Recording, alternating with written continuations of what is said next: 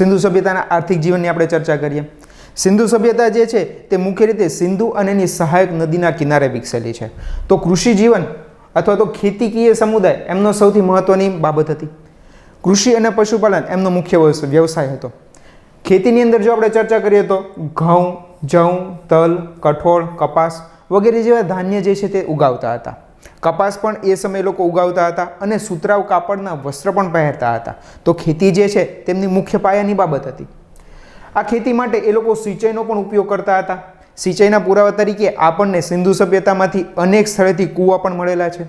કૂવાનો પીવાના પાણી તરીકે પણ ઉપયોગ થતો અને સિંચાઈ માટે પણ ઉપયોગ થતો. દરેક નગરના દરેક મકાનમાંથી આપણને આવા કૂવાના અવશેષો પ્રાપ્ત થયા છે. કૃષિ સાથે સિંધુ સભ્યતાના લોકો મત્સ્ય પાલન પણ કરતા હતા. નદીના કિનારે વિકસેલી સભ્યતા છે તો મત્સ્યના પણ આપણને અને મત્સ્યપાલનના પણ અનેક પુરાવા મળેલા છે. જેમ કે લોથલ નગરમાંથી આપણને માછલી પકડવા માટેના ગલ એટલે કે માછલી પકડવા માટેના સાધન પણ મળેલા છે. તો આ સભ્યતાના લોકો મત્સ્યપાલનમાં પણ માનતા હતા. સિંધુ સભ્યતામાં આર્થિક દ્રષ્ટિએ આપણે સૌપ્રથમ ખેતીની ચર્ચા કરી. આ સિવાય આ સભ્યતામાં જે છે તે ઉદ્યોગ અને શિલ્પનું પણ ખાસ મહત્વ હતું. આજથી ઈસવીસન પૂર્વ 2500 એટલે કે લગભગ આજથી 4500 વર્ષ પહેલાં સભ્યતા વિકસેલી હતી. છતાં પણ એ સમયગાળાની સૌથી ઉચ્ચતમ ટેકનોલોજી ધરાવતા શિલ્પ અને ઉદ્યોગો એ સમયે વિકસેલા હતા. આ સભ્યતાની અંદર ધાતુના ઉદ્યોગો બનાવવા માટેનો પણ વિકાસ થયેલો હતો. આ સભ્યતામાં સૌથી વધારે જાણીતી ધાતુ છે તાંબુ. એ સિવાય એક જાણીતી ધાતુ છે જે મિશ્ર ધાતુ તરીકે ઉપયોગમાં લેવાતી, તે છે કાંસુ. કાંસુ ધાતુ જે છે તે તાંબુ અને ટીનના મિશ્રણથી બનાવવામાં આવતી. આવી મિશ્ર ધાતુ બનાવવા માટેની ટેકનોલોજી પણ તે લોકો પાસે હતી અને આવા ધાતુના ઉદ્યોગો એ સમયે વિકસેલા હતા. સિંધુ સભ્યતામાંથી પહેલી નર્તકીની મૂર્તિ જે છે તે આખા વિશ્વમાં જાણીતી છે. તો આવા ધાતુના ઉદ્યોગો એ સમયે મોટા પાયે વિકસેલા હતા. આજે ધાતુનું જે બારીક કામ જે છે તે ખૂબ જ ભવ્ય હતું અને એક સમયનું વખાણી શકાય એવું સારામાં સારું કામ એ સભ્યતાએ આપણને આપેલું છે. આ સિવાય આ સભ્યતાની અંદર મણકાના ઉદ્યોગનો પણ વિકાસ થયેલો છે. પાકિસ્તાનની અંદરથી મળેલું ચાંદનું દડો અને ભારતના લોથલ નગરમાંથી આપણને અનેક મણકાઓ મળેલા છે. આ મણકાનો ઉદ્યોગ પણ મોટા પાયે વિકસેલો હતો. આ સિવાય આ સભ્યતાની અંદર મૂર્તિ બનાવવાની કલા પણ ખૂબ જાણીતી બની છે. જેમ કે આ સભ્યતાની અંદર પહેલી પુરોહિતની મૂર્તિ જે છે એ ખૂબ જ જાણીતી બનેલી. એક પશુપતિનાથની મુદ્રા પણ મળેલી છે જે સિંધુ સભ્યતાની એક જાણીતી મૂર્તિ છે. આ સભ્યતાની અંદર જો આપણે ચર્ચા કરીએ તો આ જે શિલ્પ અને જે ધાતુના ઉદ્યોગો જે છે તે પથ્થરમાંથી પણ બનાવવામાં આવતા. ધાતુ સિવાય અહીંયા પથ્થરોનો પણ ઉપયોગ થતો. આ પથ્થર જે છે તે વિશેષ પ્રકારના પથ્થરો હતા. નદીના કિનારે મળેલા આવા જે પથ્થર જે છે તેમાં કાર્નેલિયન અને ગોમેદ પથ્થરોનો ખાસ ઉપયોગ થતો. એક્ઝામની અંદર આપણને પૂછી શકાય તેવો પ્રશ્ન છે, શિલ્પ જે છે તે કયા પથ્થરોમાંથી બનાવવામાં આવતા? તો આ જે છે તે કાર્નેલિયન અને ગોમેદ પથ્થરોમાંથી બનાવવામાં આવતા. તો અહીંયા જે છે તેને આપણે આર્થિક જીવન વિશે ચર્ચા કરી.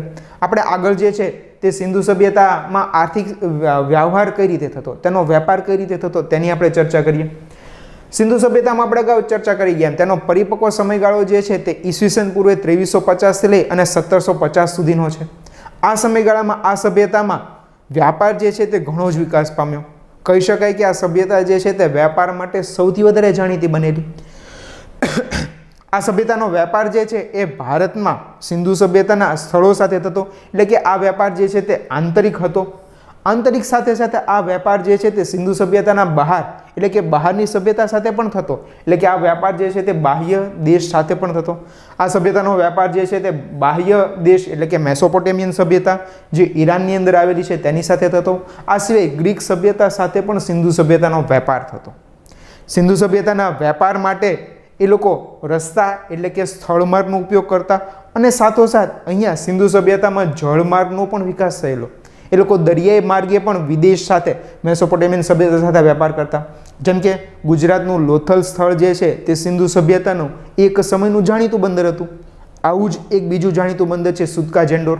હા, આ બાબત પણ યાદ રાખી શકાય. સુતકા જેન્ડોર આપણે અગાઉ જ ચર્ચા કરી ગયા. સિંધુ સભ્યતાનું સૌથી પશ્ચિમનું સ્થળ છે એ સિંધુ સભ્યતાનું એક સમયનું જાણીતું બંદર પણ હતું.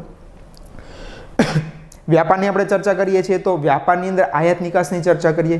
સિંધુ સભ્યતાની અંદર જે છે તે ટીન અને લાજવર્ક જેવા મણીનું જે છે તે ભારતની અંદર આયાત કરવામાં આવતી. મુખ્ય રીતે આ જે છે તે ભારતના બહારના દેશ અફઘાનિસ્તાનની આસપાસથી આપણને આયાત કરવામાં આવતી.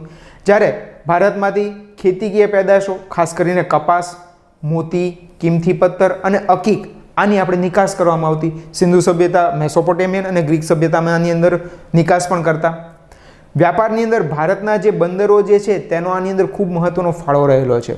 જળમાર્ગે આ વ્યાપાર થતો, જેની અંદર લોથલ બંદર જે છે તે સિંધુ સભ્યતાનું એક સમયનું સૌથી જાણીતું બંદર. આ સિવાય સુદકા જેન્ડોર જે હાલ પાકિસ્તાન દેશની અંદર આવેલું છે એ પણ એ સમયનું જાણીતું બંદર હતું. આવા જ ભારતનો સિંધુ સભ્યતાનો વેપાર ઈરાનની મેસોપોટેમિયન સભ્યતા સાથે થતો હતો. તો ઈરાનના અખાતની અંદર આવેલા જાણીતા બંદર વિશે પણ આપણે માહિતી લઈ શકીએ. એક્ઝામની અંદર આપણને આ પણ પૂછી શકાય. તો ઈરાનના એ સમયના જાણીતા બંદર છે ઓમાન, બહેરીન, સુસા અને કિશ. આ બંદર ઈરાનના અખાતની અંદર આવેલા છે અને એ બંદર જે છે તેનો સિંધુ સભ્યતા સાથે તેના દ્વારા સિંધુ સભ્યતાના સાથે વ્યાપાર થતો હતો. આ સિવાય ઈરાનની સિવાય મેસોપોટેમિયન સભ્યતાની અંદર એક બંદર આવેલું છે ઉર. તો ઉર સાથે પણ ભારતના લોથલ દ્વારા વ્યાપાર થતો હતો. વ્યાપારના જે છે તેના આપણને પુરાવા પણ મળેલા છે. જેમ કે મેસોપોટેમિયન સભ્યતામાંથી આપણને મેસોપોટેમિયન સભ્યતાના શિલાલેખમાંથી આપણને અમુક સ્થળના નામ પણ મળેલા છે. જેમ કે મેલુહા અને દિલમુન. આ બંને સ્થળ જે છે તે સિંધુ સભ્યતાના નામનો ઉલ્લેખ કરે છે. ઉદાહરણ તરીકે મેલુહા જે છે તે ભારતના સિંધુ સભ્યતાના મોહેંજો-દડો સાથે જોડાયેલું નામ હશે તેવું માનવામાં આવે છે. તો આપણને આ એક પુરાતાત્વિક ઉલ્લેખ પણ, તેનો અભિલેખીય પુરાવો પણ મળે છે. તો આ જે છે તે આપણે સિંધુ સભ્યતાના વ્યાપાર વિશે આપણે ચર્ચા કરી. હા, સિંધુ સભ્યતાની અંદર ઘણી બધી વસ્તુઓ જે છે તેની આપણે આયાત પણ કરવી પડતી હતી, બહારથી મંગાવવી પણ પડતી હતી, જેના વિશે પણ આપણે માહિતી મેળવી લઈએ. જેમ કે સિંધુ સભ્યતાની અંદર જે તાંબુ જે છે એ તાંબુ ભારતની અંદર જ ખેતરી, બલુચિસ્તાનમાંથી મળતું હતું, જ્યારે ઓમન પાસેથી આપણે આયાત કરતા હતા. હા, અહીંયા આ શબ્દ આપણે યાદ રાખી શકીએ. એક્ઝામમાં પ્રશ્ન પૂછાઈ પણ ગયો છે, પૂછી પણ શકાય. સિંધુ સભ્યતામાંથી તાંબુ જે છે તે કયા સ્થળેથી પ્રાપ્ત થતું હતું તે પ્રશ્ન એક્ઝામમાં પૂછાઈ ગયેલો છે. ખેતરીમાંથી આ પ્રાપ્ત થતું હતું. ખેતરી જે છે તે હાલ રાજસ્થાનની અંદર આવેલું છે. સિંધુ સભ્યતાના અન્ય વસ્તુઓની પણ આપણે માહિતી લઈએ. જેમ કે ચાંદી જે છે તે અફઘાનિસ્તાન અને ઈરાનમાંથી પ્રાપ્ત કરવામાં આવતું હતું. સોનું જે છે તે ભારતના દક્ષિણી ભાગ કર્ણાટક, એ સિવાય અફઘાનિસ્તાન અને ઈરાનમાંથી પ્રાપ્ત કરવામાં આવતું હતું. ટીન જે છે તે અફઘાનિસ્તાન અને ઈરાનમાંથી પ્રાપ્ત કરવામાં આવતું હતું. ગોમેદ પથ્થર જે છે તે સૌરાષ્ટ્રમાંથી પ્રાપ્ત કરવામાં આવતા હતા. લાજવર જે છે તે મેસોપોટેમિયાથી ભારતની અંદર આયાત કરવામાં આવતું હતું. સીસુ ઈરાન અને અફઘાનિસ્તાનમાંથી પ્રાપ્ત કરવામાં આવતું હતું. શંખ અને કોડી જે છે તે સૌરાષ્ટ્ર અને દક્ષિણ ભારતમાંથી મેળવવામાં આવતા હતા. સેલખડી બલુચિસ્તાન, રાજસ્થાન અને ગુજરાતમાંથી પ્રાપ્ત કરવામાં આવતું હતું. નીલમણી જે છે તે મહારાષ્ટ્રમાંથી પ્રાપ્ત કરવામાં આવતું હતું. તો આપણે સિંધુ સભ્યતાના આર્થિક જીવનની ચર્ચા કરી. સિંધુ સભ્યતાના લોકો જે છે તે ખેતી, કૃષિ અને વ્યાપાર, શિલ્પ, ઉદ્યોગ આ બધી બાબતોથી જોડાયેલા હતા. તો અહીં આપણે સિંધુ સભ્યતાના આર્થિક જીવનની ચર્ચા કરી.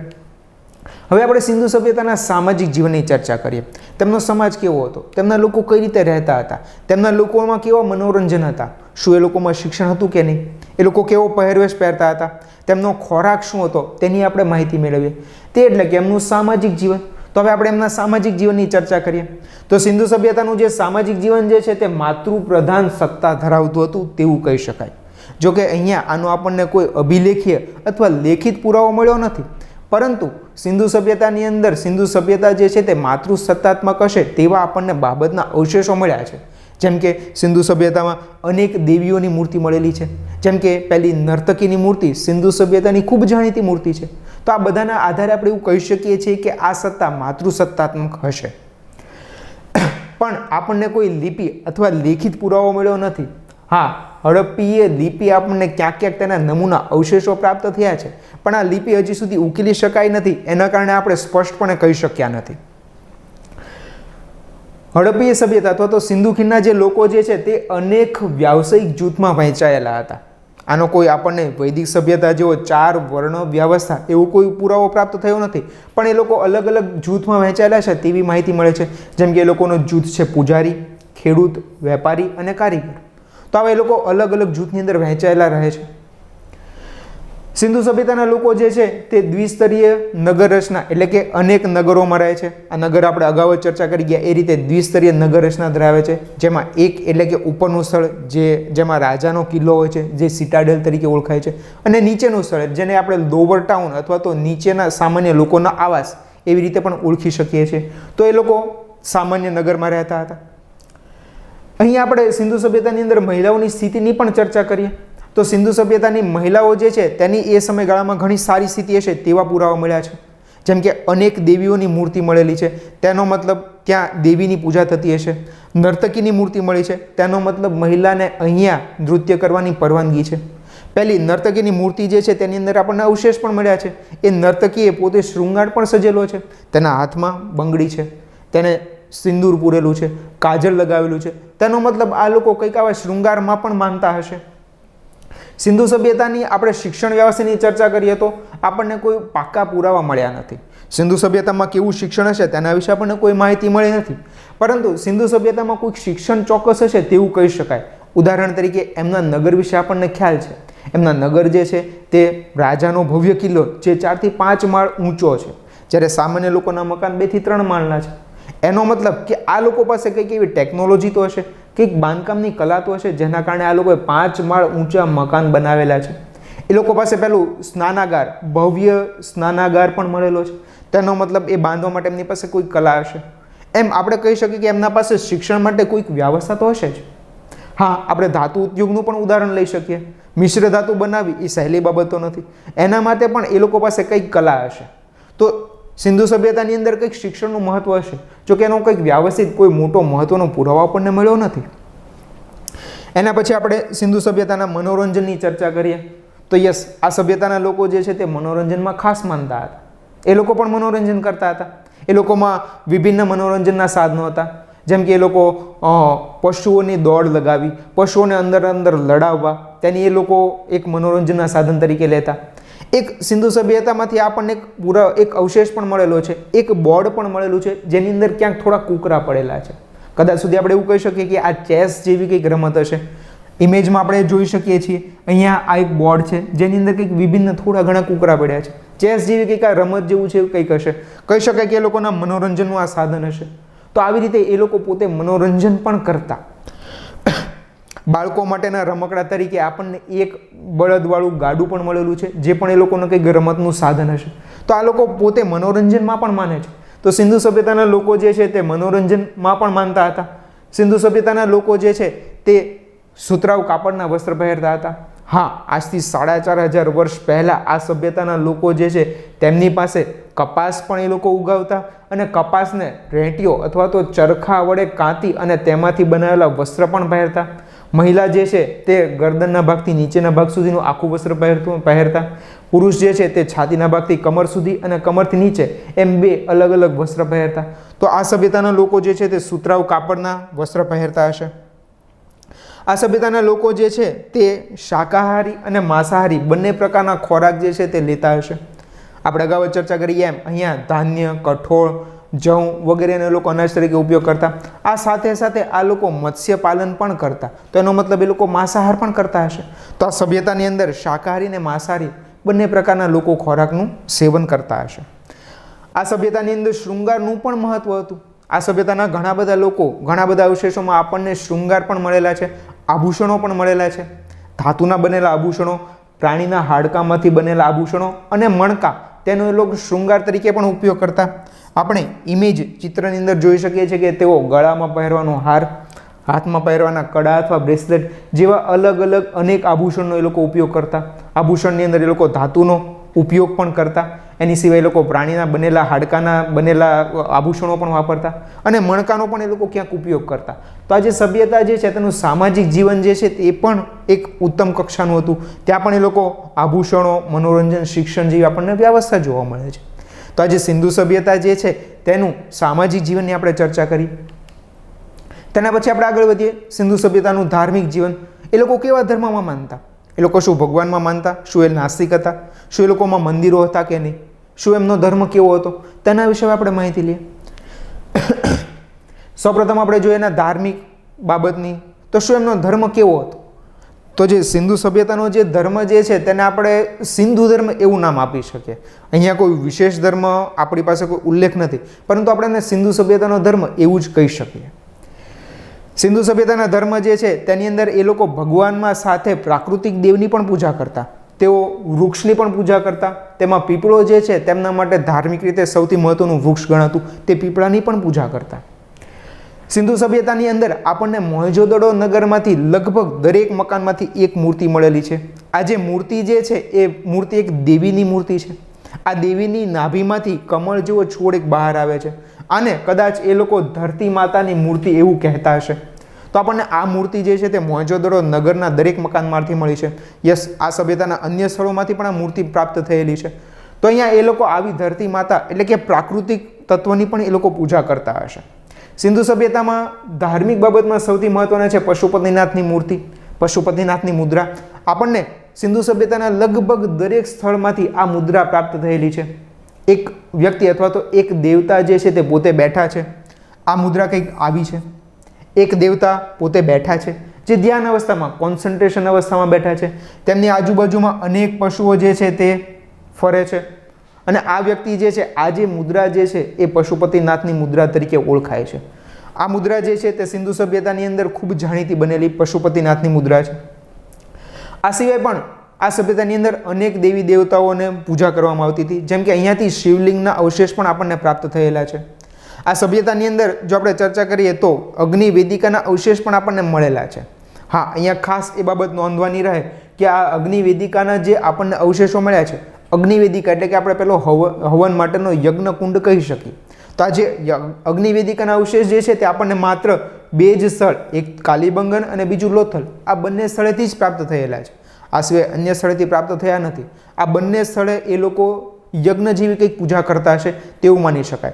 કદાચ સુધી આ યજ્ઞ જે છે તે સિંધુ સભ્યતામાં જાણીતા નહીં હોય, પરંતુ આ બે સ્થળે એમના અવશેષો મળ્યા છે એટલે કહી શકાય કે વિદેશમાંથી વ્યાપાર અર્થે જે લોકો ભારતમાં આવતા એ લોકો ભારતમાં આવીને આ બંને સ્થળે યજ્ઞ કરતા હશે તેવી માહિતી મળે છે. સિંધુ સભ્યતામાં આપણે જો આગળ ચર્ચા કરીએ તો એમની ધાર્મિક બાબતમાં સિંધુ સભ્યતાની અંદર દફન વિધિ જે છે તે જાણીતી હતી. માણસ મૃત્યુ પામે એના બાદ એના શબને દફન કરવામાં આવતું. તો આવા દફનના અવશેષ પણ આપણને મળેલા છે. સિંધુ સભ્યતાના સ્થળ હડપ્પા અને લોથલ બંનેમાંથી આપણને આવા દફન માટેના મોટા કબ્રસ્તાન પ્રાપ્ત થયેલા છે. લોથલ અને હડપ્પા બંને નગરની બહાર આપણને અનેક દફન કરેલા શબ જે છે તે પ્રાપ્ત થયેલા છે. હા, આ સિવાય અહીંયા માણસના મૃત્યુ પછી અગ્નિ સંસ્કાર એટલે કે દહન વિધિ પણ જાણીતી હતી. એટલે સિંધુ સભ્યતામાં દફન વિધિ અને દહન વિધિ બંને પ્રચલિત હતી તેવું કહી શકાય. સિંધુ સભ્યતાની આપણે ધાર્મિક ચર્ચા કરી, પણ ત્યાંના લોકો જે છે તે આપણે એવું કહી શકીએ કે એ લોકો અંધવિશ્વાસમાં પણ માનતા હશે. કારણ કે આપણને જે પહેલાં કબ્રસ્તાનમાંથી જે શબ મળ્યા છે એમના હાથમાં, એમના ગળામાં તાવીઝ મળેલા છે, માદળિયા મળેલા છે, જેનો મતલબ એ લોકો કંઈક ભૂત પ્રેતમાં માનતા છે અથવા કંઈક ભૂત પિચાસથી ડરતા હશે, જેનાથી બચવા માટે એ લોકો તાવીઝનો ઉપયોગ કરતા હશે. ઘણી બધી કબર જે મળી છે, કબરમાંથી આપણને કિંમતી વસ્તુ પણ મળેલી છે, જેમ કે સોના ચાંદીના વાસણો, જેમ કે અગત્યના આભૂષણો, અને એ સિવાયની જીવન જરૂરિયાતની પણ ઘણી બધી વસ્તુઓ એ લોકો શબ સાથે કબરમાં દફન કરી દેતા હતા. કદાચ સુધી એ લોકો પૂર્વજન્મમાં માનતા હશે કે આ જે વ્યક્તિ મૃત્યુ પામ્યો છે એ હવે નવો જન્મ લેશે ત્યારે ફરીથી આ બધી વસ્તુ પોતાની સાથે લઈને આવે એવી માન્યતા પણ હશે. તો એમની એક આવી ધાર્મિક માન્યતા પણ હતી. હા, આવી જ માન્યતા આપણે ઇજિપ્ત દેશમાં આવેલા પહેલાં જે કબ્રસ્તાન, જે પિરામિડની જે અંદર જે પહેલાં મમ્મીઝ હતા એની સાથે પણ સરખાવી શકીએ છીએ. તો સિંધુ સભ્યતાનું જે ધાર્મિક જીવન જે છે તે કંઈક આવું હતું.